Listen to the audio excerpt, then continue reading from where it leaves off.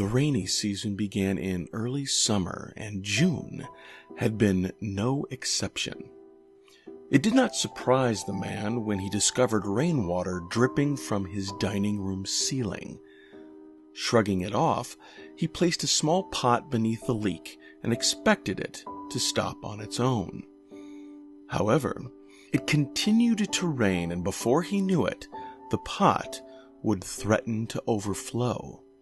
He had to dump the water out first thing in the morning and straight after he returned home from work. Eventually, he began to notice water damage at the source of the leak. The white ceiling had discolored, turning a dull shade of brown. He checked the weather and realized that it would continue to rain sporadically over the next 10 days. The man was worried about the ceiling mildewing and becoming an expensive repair, so he called a local handyman. Unfortunately, the man could not sign to have the repairs done. Only his landlord could. It was a frustrating policy. The man called his landlord but could not reach him. He left him a few voicemails detailing how the damage was becoming progressively worse. The man was clueless as to why his landlord would not return his calls.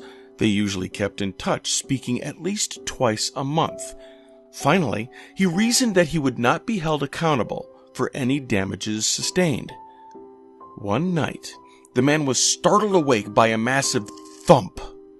He quickly turned on his bedside lamp, and just vaguely he could see an overturned table and a large shape lying across it. He sprinted out of his apartment and called the police, gagging at the smell. The man sat in the police station with a blanket wrapped around his shoulders and a coffee mug resting in his hands. He did know one thing. There had been a dead body in the ceiling, and the water had saturated it so badly that it caved under the weight. So far, the body was unidentifiable due to the rainwater and was being autopsied.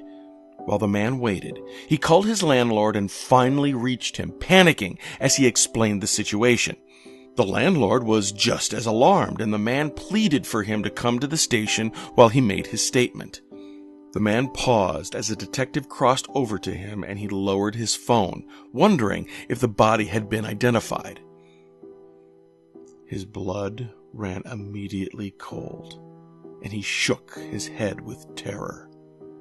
The body belonged to Richard Thompson, his landlord, and he had died over a year ago.